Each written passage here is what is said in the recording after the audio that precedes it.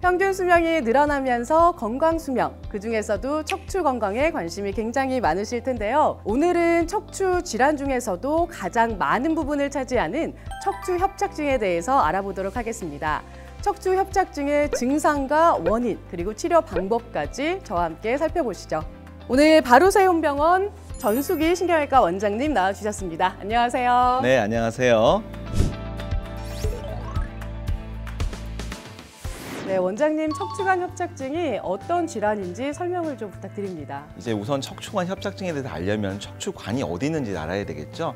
척추라고 하는 거 우리 몸의 기둥이라는 얘기 들어보셨죠. 척추뼈 뒤에는 신경이 통과하는 길이 있습니다. 그 길을 척추관이라고 얘기를 하는데요. 그게 어떤 원인에 의해서 좁아져서 신경이 눌려서 나타나는 증상을 척추관 협착증이라고 부릅니다. 그러면 척추관 협착증이 생기는 이유가 있을까요?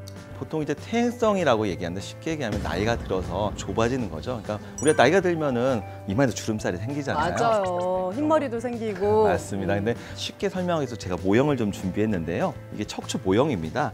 보시다시피 이게 척추뼈가 가운데 이렇게 우리가 원통 모양을 하나가 있고요. 밑에도 하나가 있겠죠. 이 사이에 있는 디스크라고 하는 조직입니다. 근데 이게 위아래로 나이가 들어서 눌리게 되면 이렇게 좁아지겠죠. 그러면 이런 풍선같이 디스크가 좀 튀어나오면서 뒤에 노란 게 신경인데요. 이 자체를 누를 수가 있고요. 또 반복적으로 이렇게 움직이게 되면은 이 관절이 두꺼워지게 됩니다. 이 두꺼워진 관절이 여기 노란 신경을 또 누를 수가 있겠죠. 그런 거에 의해서 우리가 가운데가 눌리면 척추관 협착증, 이런 뼈와 뼈 사이에 있는 이런 구멍을 척추공이라고 하는데 이 자체가 눌리는 걸 척추공 협착증이라고 부릅니다. 자, 그러면 척추관 협착증이 발생이 되면 어떤 증상들이 나타나나요? 설명드린 것처럼 신경이 눌리는 증상이 주인데요.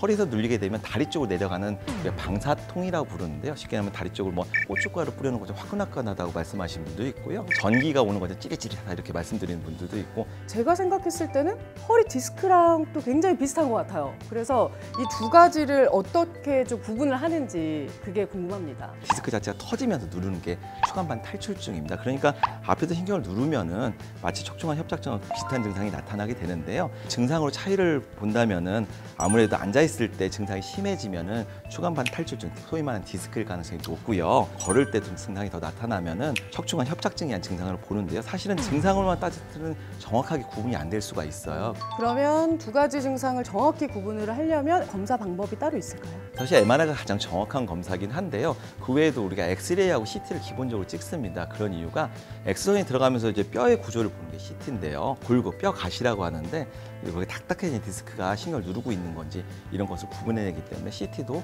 같이 큰 도움이 됩니다. MRI는 또 누워서 찍다 보니까 뼈가 원래 위치로 돌아와서 이게 안 맞을 수가 있거든요. 그래서 엑스레이를 찍어서 구조적으로 흔들림이 있는지도 보고요. 그게 엑스레이 장점이 되겠고요. 그러면 척추관 협착증으로 진단이 되면은 어떤 치료를 받게 되나요? 네, 우선적으로는 간단하게 보존적 치료를 가는데 쉽게 얘기하면은 우선 쉬어줘야 되겠죠.